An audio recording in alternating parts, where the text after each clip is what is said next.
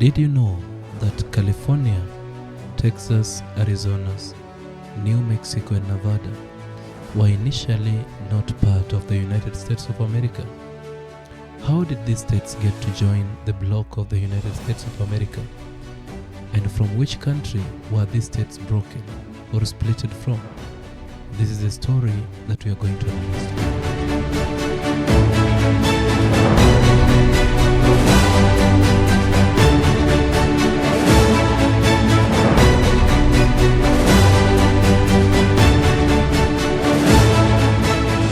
Well, Mexico gained independence in the year 1821 from the Spain colonial power. And so when the United States of America was expanding eastwards, Mexico was already an independent country. And so it was not looking towards joining another country or somebody else's territory. It was a sovereign nation with its own government and a working system.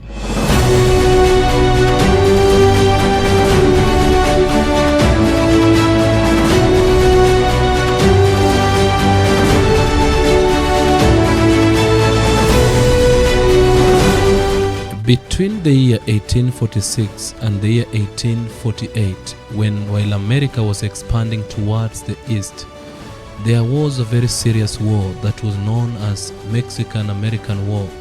This war was fought with the traditional 19th century military method.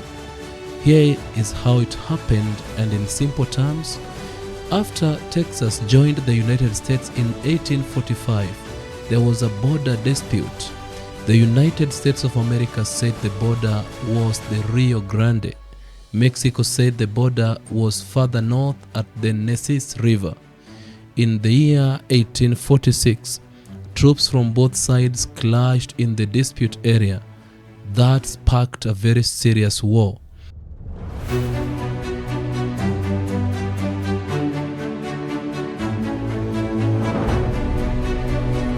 The war was fought on the northern Mexico or Southern America, and the general by the name Zachary Taylor, who was from the side of the United States, led the troops into the northern Mexico. And this war brought about the two major battles that happened at Battle of Monterrey and Battle of Buena Vista. These were fought with muskets, cannons, cavalry or soldiers on the horsebacks.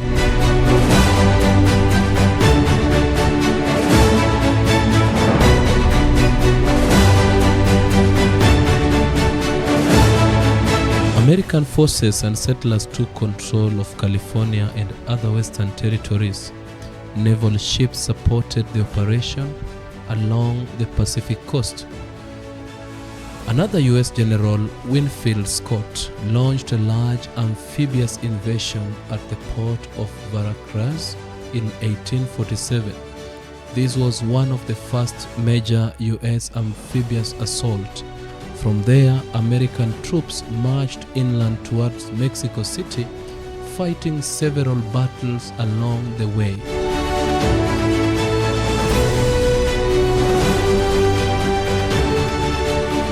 One of the final major battles happened at the Battle of Chapultepec. After this, the United States forces captured Mexico City. Weapons and tactics that were used, among them was flintlock and percussion muskets, cannons and artillery, cavalry charges, siege warfare or surrounding cities and forts. Combat was brutal.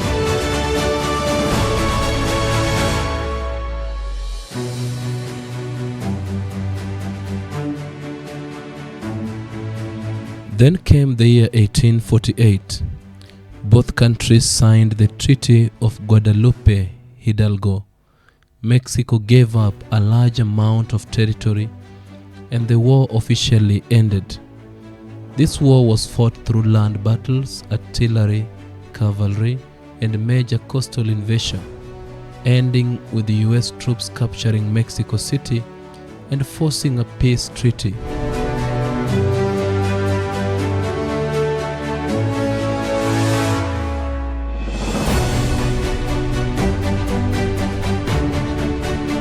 Mexico did not only lose the name Mexico City, but it lost a big part of it, nearly half of its territory. This included the now known as California, Texas, Arizona, New Mexico, and Nevada. After losing so much land, Mexico had no reason to join the US bloc. In fact, there was deep resentment.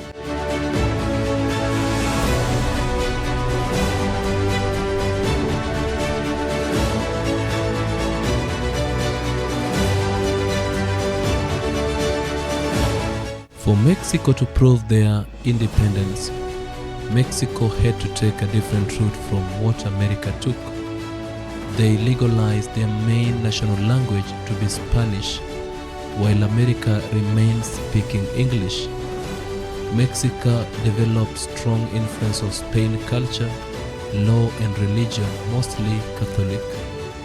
America stands to support Protestant majority in many areas. Mexico developed deep connection to local traditions, regional identities and historical heritage. While in America it's a mix of European cultures, but with a stronger focus on frontier, expansion and manifest destiny or ideas.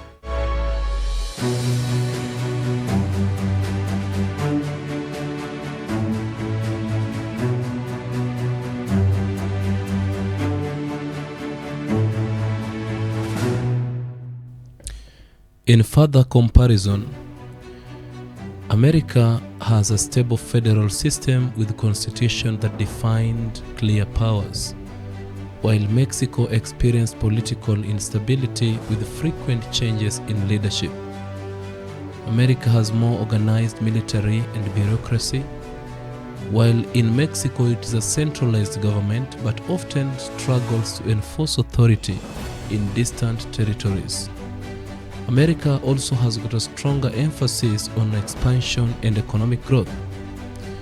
While on military, Mexico has a small and less supplied army. America has large, better equipped and more disciplined army. Mexico has often relied on regional militants, while America advanced artillery and naval support. Mexico fought defensively, familiar with the local terrain, while America could carry out long campaigns far from home territory when the duty calls. On economics, the Mexican economy mostly is agriculture dependent, while America is more industrialized and commercially connected. Mexico depends on mining and local trade imports, and America is growing railway, road, telegraph networks. Mexico is limited, it has limited infrastructure and few railroads, while America has got economy supported large armies and supply chains.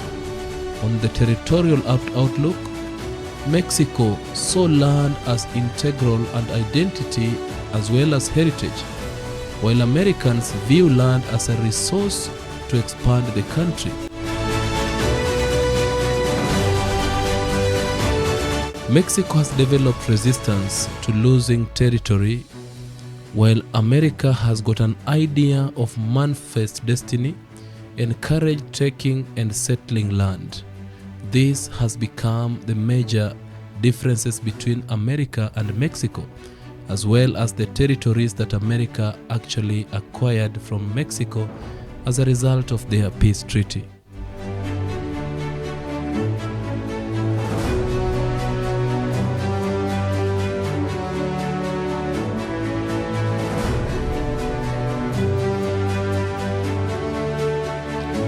Nevertheless, after the American-Mexican War, US troops led by Winfield Scott captured Mexico City in September 1847. With the Mexican capital under siege of the foreign control, Mexico was in a very weak position and needed negotiation. And so, negotiation deal began, and the US President James K. Polk sent a diplomat by the name Nicholas Trist to negotiate peace terms.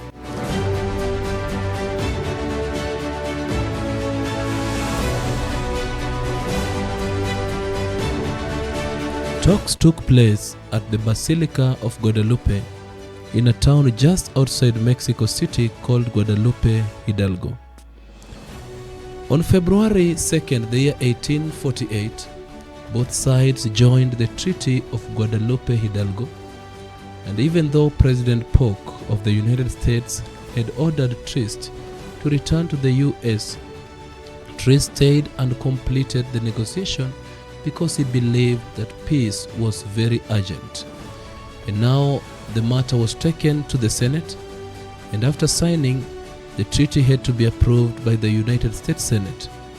The Senate made small changes and officially ratified it in March the year 1848. Mexico's government also approved it shortly after it was approved by the Senate.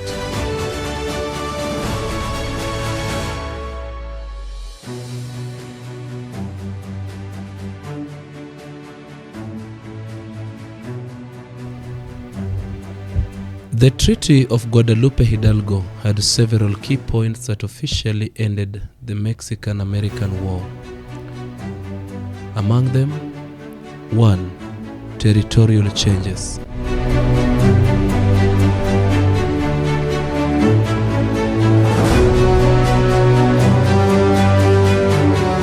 Mexico ceded a huge portion of its land to the United States of America, called the Mexican Cession, which included present-day California, Nevada, Utah, Colorado, parts of Arizona, New Mexico, and Wyoming.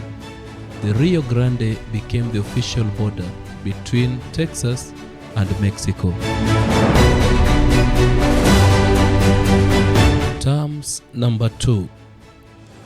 The United States of America paid Mexico $15 million for the ceded territories, of which that could have not been enough to be paid to a nation. The United States of America also assumed $3.25 million in debts Mexico owed to the United States citizens.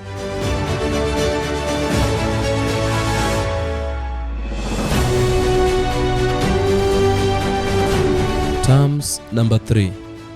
Citizenship and property rights. Mexicans living in the newly acquired U.S. territory were allowed to become United States citizens if they chose. Their property rights were supposed to be protected, although in practice this was often ignored.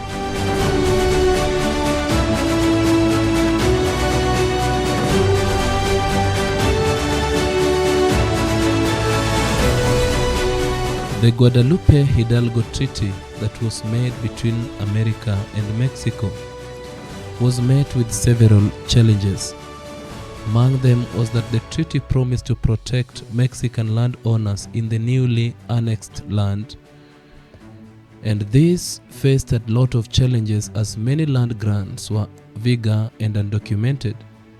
U.S. courts often sided with the American settlers or claimed Mexican documents were invalid.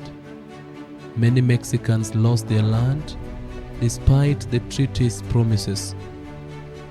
Mexicans living in the newly territories were supposed to become U.S. citizens if they chose. Some were pressured to accept U.S. citizenship or faced discrimination. Others were left stateless or treated as second-class citizens. The treaty set the Rio Grande as the border of Texas, but the exact line in other regions was sometimes unclear. Local dispute erupted between settlers and the Mexican communities. Surveying and mapping took years to finalize. The U.S. promises of $15 million and to pay $3.25 million to debts Mexico owed to the U.S. citizens. Some debts were disputed, and Mexico received payments slowly.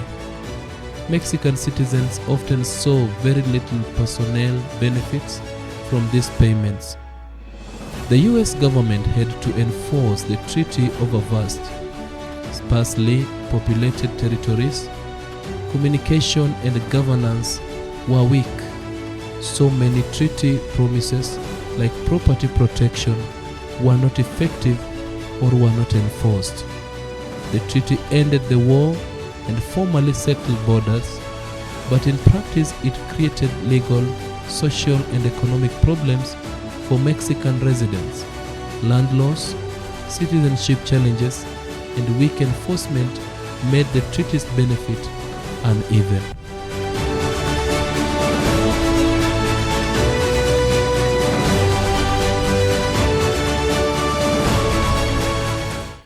What do you think?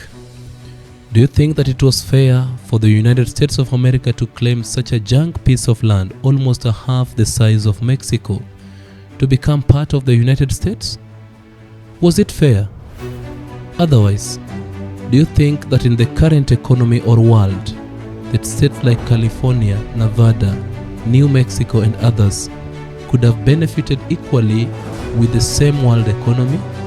Or they could have lagged behind in the pit of poor infrastructures, poor economy, corruption and everything if they were left on the hands of the Mexicans? Do you think it was fair for the United States of America to pay $15 million to the Mexican government over annexing their own land?